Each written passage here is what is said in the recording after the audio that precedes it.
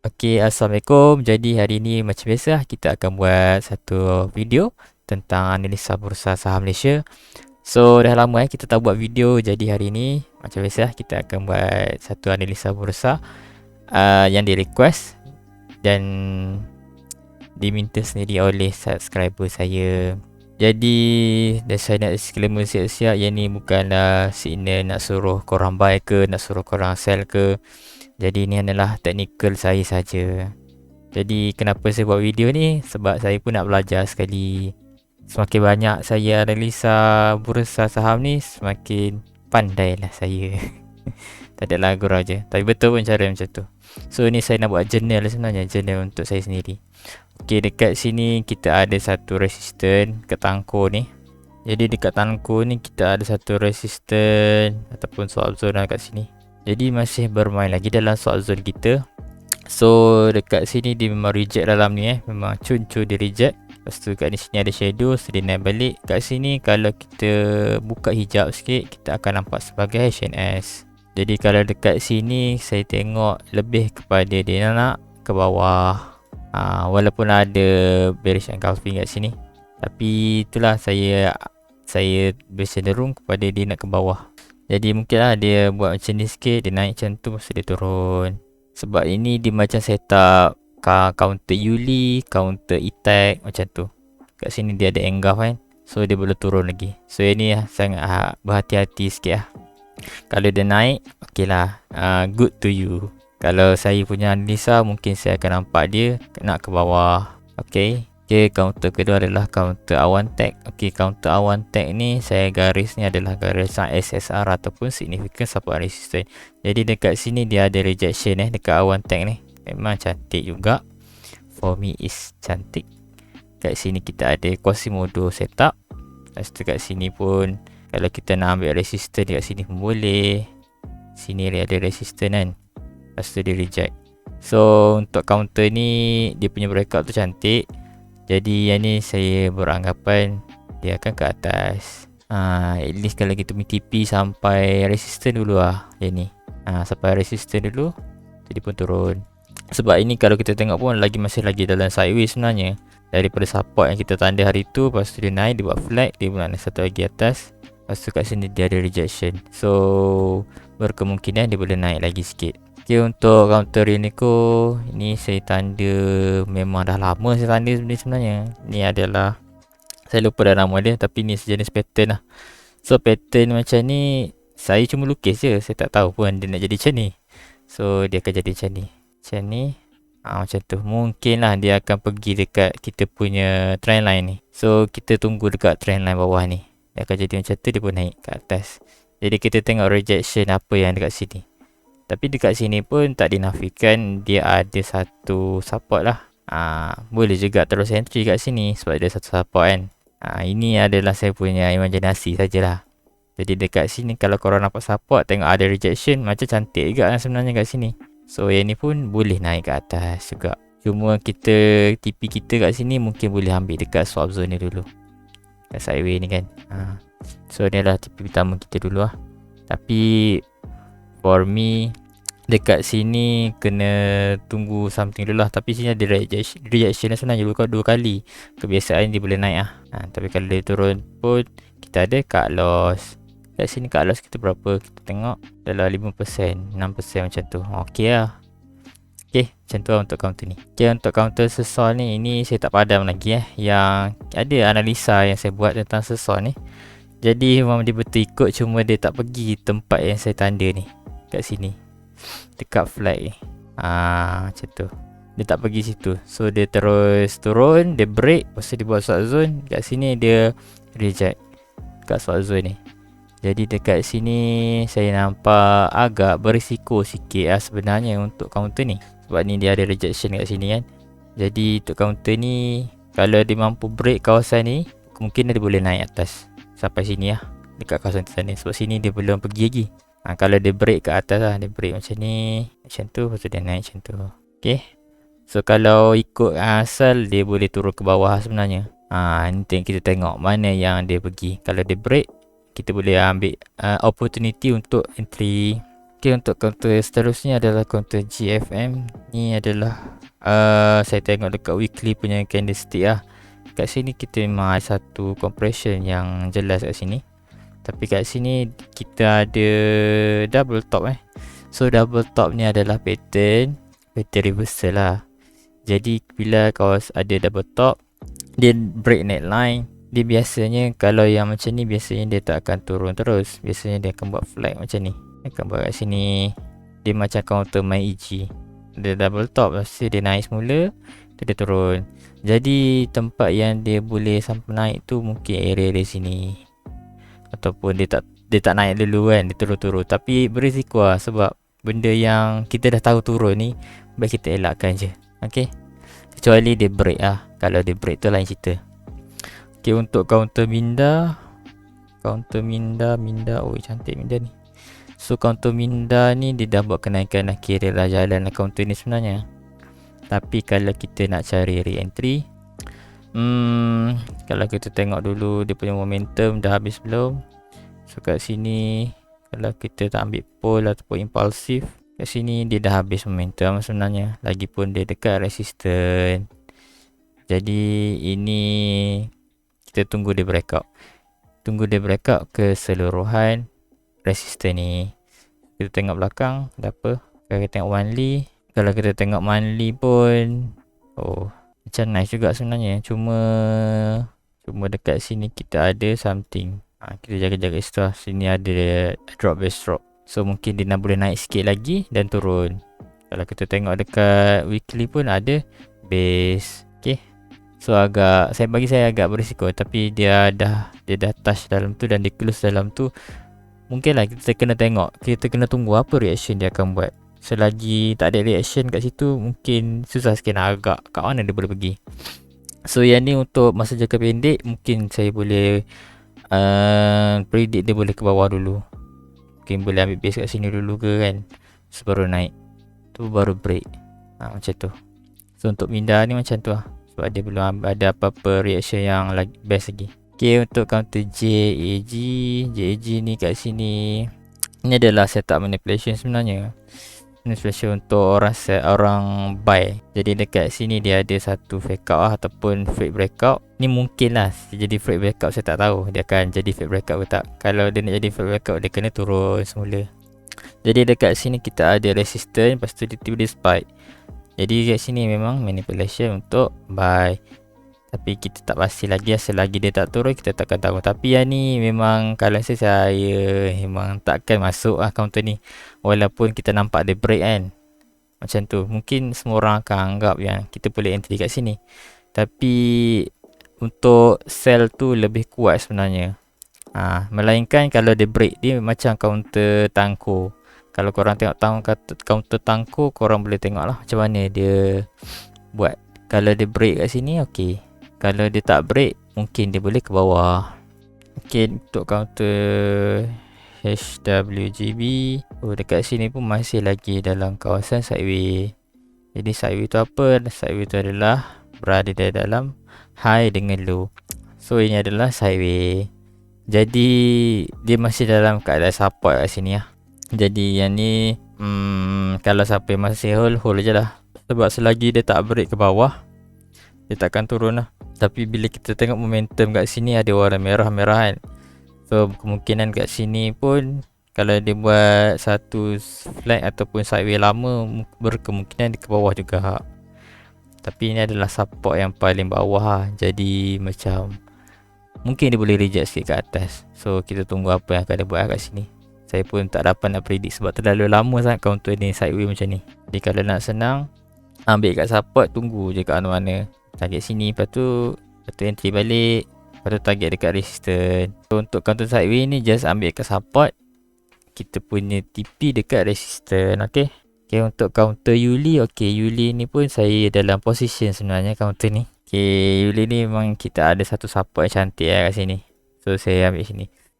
Pada asalnya saya ada entry kat atas ni sebenarnya, cuma ini saya dah cut loss lah sebab dia ke bawah lagi kan. Jadi dekat sini saya counter balik, counter D. Jadi dekat sini kita ada satu bearish engulfing lah. So agak cantik lah untuk kita hold position sebenarnya. Dalam kat supply ni pun kita dah candle hijau ni dah masuk kat dalam supply ni dan close dalam tu. Jadi potensi untuk dia naik tu tinggi sebab dia dah makan candle warna hijau ni. Jadi dekat sini untuk yang tengah hold position, just hold je lah. Yang untuk counter ni saya tak tahulah dia mampu pergi tak kat bawah ni lagi. Kalau kita tengok daripada candle weekly ni macam mampu. Sebab saya tengok, saya selalu monitor counter ni, dia biasanya kalau dia nak pergi satu tempat tu sekejap je. So itu adalah ilmu untuk study satu counter lah yang kita nak fokus. So biasanya kalau dia nak pergi bawah ni, mungkin dalam sehari dia touch juga shadow, so dia naik terus pun boleh macam tu. Jadi untuk yang ni saya target dekat demand zone kat sini lah, ataupun engulfing zone kat sini, dia naik. Okay, M floor ni pun dia masih sideways dekat atas. Yang ni pun bagi saya berisiko lah untuk kita cari entry sebenarnya, sebab dia ada sideways dekat atas ni kan. Jadi untuk counter ni berkemungkinan dia akan turun bawah. Itu je lah, sebab ini pun saya ada tanda hari tu dia tak naik atas pun, dia turun bawah, dia naik balik. Selagi dia tak naik, dia tak turun ke bawah tu, korang boleh try. Sebab kat sini memang kawasan support. So kawasan support ni kawasan untuk entry.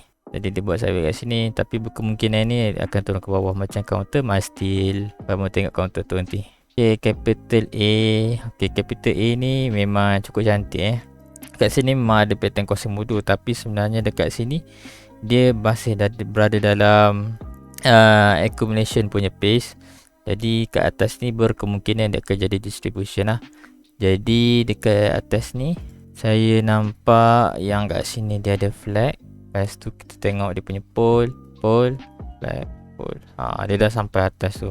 Jadi dekat sini dia pun ada rejection, 2 rejection satu dan satu.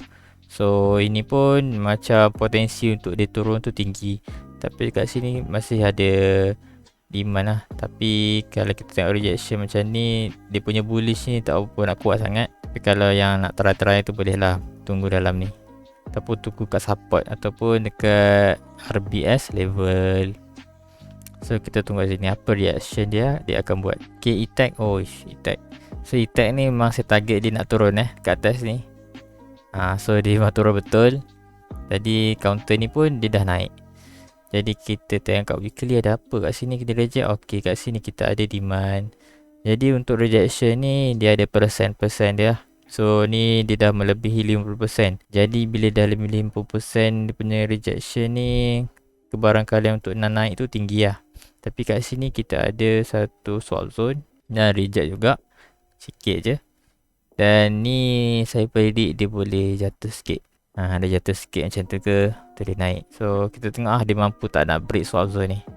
Tapi yang ni bagi saya lebih kepada dia nak turun lah. Walaupun dia spike macam ni, saya rasa dia nak turun sebab ni ada swap zone kan. So dia dah break satu structure ni. Kat sini dia kena respect ataupun dia kena reject. Jadi mungkin ke bawah ni lah kot. Saya akan tunggu kat bawah ni, candle merah bawah ni. Okay, untuk counter theta ni dah lama dah tak jumpa counter ni. Semenjak dia buat flag ni tak jadi, kau ajak. Okay, kat sini pun masih lagi dalam keadaan sideways. Kat sini pun dia dalam support. Jadi support ni kita boleh je nak try kat support ni sebab kita punya risk kecil. Jadi kalau yang untuk ni, kita kat sini kita ada swap zone. So yang ni berkemungkinan dia boleh naik sini, betul dia turun. Kalau dia tak mampu nak break lagi, entry lagi. Kalau dia break, boleh hold position. Untuk counter theta tu macam tu lah, sebab dia masih dalam dalam zone support. Boleh je nak try. Okay, counter seterusnya adalah Atronic. Atronic ni dekat sini, kalau kita cuba tanda trendline ke kan, tanda macam tu je. Okay, agak cantik juga walaupun dia ada spike macam tu kan. Untuk counter Atronic ni dekat sini dia ada spike, lepas tu pull. So untuk counter Atronic ni dekat sini saya nampak kat sini pun ada engulf.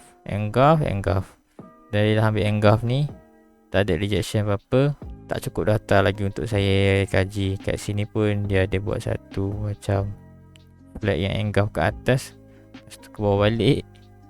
Jadi counter ni kita kena tunggu reaction apa, sebab sini dalam supply. So berkemungkinan kalau yang ni kan, Saya nampak dia ke bawah. Tak tahu kenapa. Ke bawah. Bawah sikit. Macam tu. Sebab ini memang kena tunggu. Sebab kita tak tahu lagi apa benda ni nak buat. Kalau kat H4 pun bagi saya pun kena tunggu dia buat apa-apa. So ini kemungkinan dia ke bawah sikit lah. So mungkin sampai trend line ni baru naik ke atas. Okay, untuk counter notion. Okay, counter notion ni pun saya ada tanda SSR ataupun significant support resistance. Dan dia reject kat sini. Berapa hari dah reject kat sini So dia naik, dia turun kat sini. Jadi untuk yang ni, dia kebarangkalian dia tinggi juga untuk dia break sebenarnya. Sebab kat sini pun dia ada support. So support ni so powerful. So kat sini kita ada support. Okay, tapi support ni dia membentuk pattern HNS lah. Jadi dekat sini kita tak boleh nak target tinggi-tinggi. Mungkin ke area-area saja. Area-area ni lepas tu mungkin kita boleh cari buy sell. Kita nak TP ya sebenarnya. So macam tu lah. Okay, untuk counter seterusnya adalah counter attempt. Jadi dekat sini counter attempt ni memang saya memang pernah ada share counter ni daripada duduk atas ni lagi. So kat sini kita tanda kat sini. So betul-betul dia sampai dekat resistance paling bawah. Jadi dekat sini agak cantik juga sebenarnya. Sebab kat sini pun kita ada base. Dan kat sini kalau dalam student saya akan cakap dia ni kat sini adalah reversal range. So kat reversal range ni kita ada pula reversal punya pattern. So pattern double top, double bottom. Dan dekat sini kita ada base. So kat sini ada rejection. Jadi kat sini kebarangkalian untuk dia naik tu adalah. So kita target dulu dekat mid range ataupun dekat resistance. Sini ada juga supply. Jadi berkemungkinan dia akan buat kenaikan kat sini. Sebab risk kita pun kecil kan. So boleh lah nak try. Okay, untuk counter yang ke berapa? AX. Kat sini kita ada flat. Saya nampak kat L15 ni kita ada flat pattern lah. Sebab kat sini counter dia high liquidity So bila counter high liquidity ni, kalau kita tengok kat time frame besar, kita tak nampak apa benda yang berlaku. Jadi dekat sini saya tengok kita tunggu kat base ni je lah. So kita ada RPR ataupun rally base rally. Jadi mungkin dia akan turun sampai sini. Dia akan buat macam flag macam tu kan.